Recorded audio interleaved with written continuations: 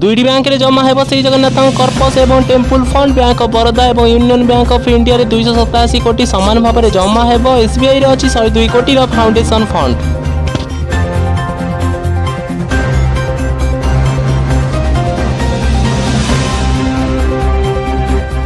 ओडिशा रे पुणी जड़े कोरोना रोगी चिन्हट टेस्ट रिपोर्ट रे 3 पॉजिटिव चिन्हट नहीं ट्विटर रे सूचना देला स्वास्थ्य विभाग। राज्य रे कोरोना आक्रांत संख्या पहुंचला 3 रे। पीरियड समय राजधानीवासी घरे पहुंचब अत्यावश्यक सामग्री। फोन कले घरे आनी सामग्री देवे। विभिन्न शॉपिंग मॉल बीएमसी पक्षर 28 मॉल एवं सह स्टोर तालिका प्रस्तुत। महंगा पड़ा लॉकडाउन नियम भांगा। गत 48 घंटा मध्य रुजु है 400 रु अधिक मामला। घर प्रतिष्ठा बहु लोक डाकी फसिले धर्मघट ब्लॉक अध्यक्ष। उल्लंघन अभियोग गिरफ हेले अध्यक्ष।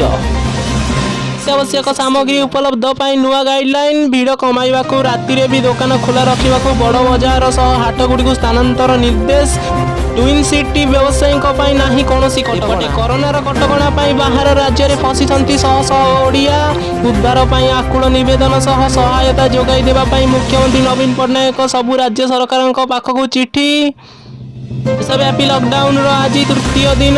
गाँव रु सहर पर्यंत सबुआडे सुनसान। काम न थाई मध्य केतेक स्थान रे किछि लोक माने उल्लंघन करुचंती कटकणा।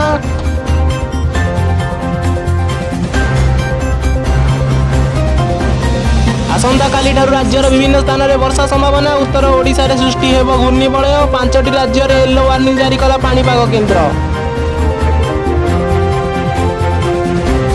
विश्वव्यापी 5 लाख टपिला कोरोना आक्रांत संख्या 22,000 लोकंकर मृत्यु। देश में संक्रमित संख्या 694। मृत्यु संख्या पहुंचला 17 को।